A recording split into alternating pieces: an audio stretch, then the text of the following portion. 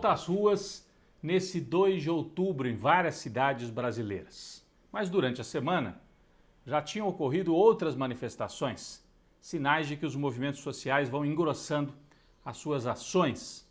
Primeiro, o escracho, feito pelo Levante Popular da Juventude, em frente à sede da Prevent Senior em São Paulo.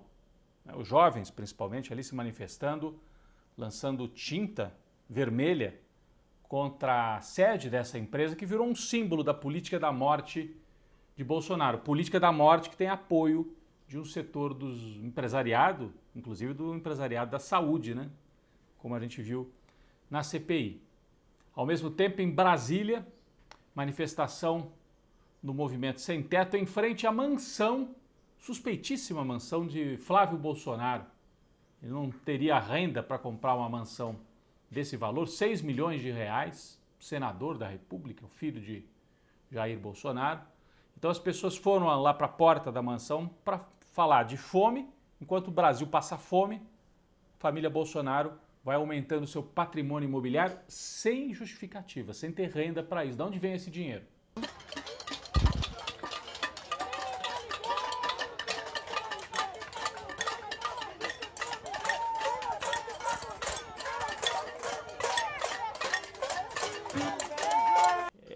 É uma ação simbólica bastante importante. Na semana anterior, vamos lembrar que o Movimento Sem Teto já havia ocupado a Bolsa de Valores em São Paulo para fazer essa denúncia também. O Brasil passa por um momento dramático de fome, desemprego, e aparecem aí sinais de que a oposição não vai ficar esperando só o calendário oficial. CPI no Congresso é importante, eleição de 2022, mas o caldo vai engrossando nas ruas. Até porque a semana ficou marcada por uma imagem muito forte, de pessoas no Rio de Janeiro, na zona sul do Rio, uma área rica até, atrás de restos de carne, dentro de um caminhão com ossos, pelanca, restos de açougue, tentando recolher alguma coisa para comer.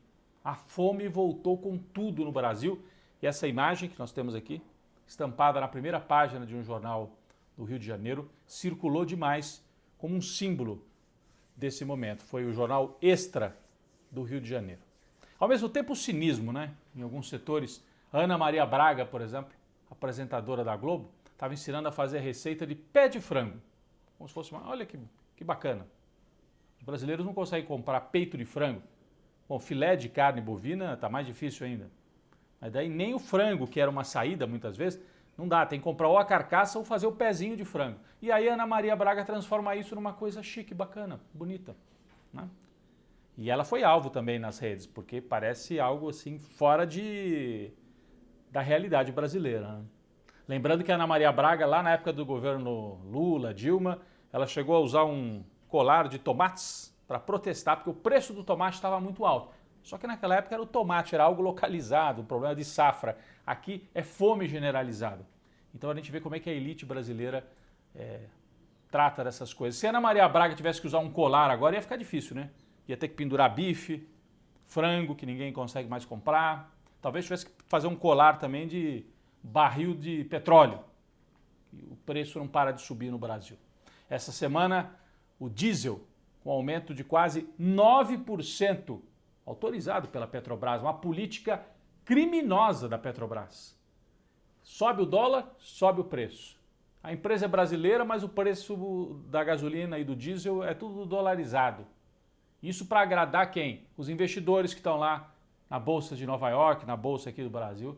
Mas quem precisa do combustível, a gente tem uma empresa estatal que serve aos acionistas e não aos consumidores, aos cidadãos brasileiros. Então é um mal-estar, fome, inflação, um mal-estar generalizado na economia. Na CPI, depoimentos importantes também esta semana. A advogada Bruna Morato, que representa o grupo de médicos da Prevent Senior, que fez todas essas denúncias de que a empresa obrigava os médicos a passar kit Covid, que não serve para nada, só para agradar o Bolsonaro, fica falando de cloroquina. Cientificamente não serve para tratar a doença, a Covid-19. mas a Prevent Senior obrigava os médicos a usar, não avisava os idosos, né, principalmente, que estavam utilizando esse tipo de tratamento, e também escondia os casos de Covid-19.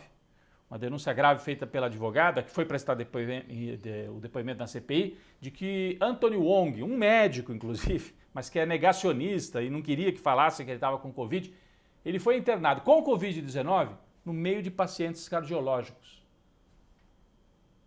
Ou seja, expôs os outros pacientes ao risco de pegar a Covid-19. Então foi um depoimento bastante forte. E o outro de Luciano Hang, dono daquela rede de lojas, que fez um show de horrores na CPI.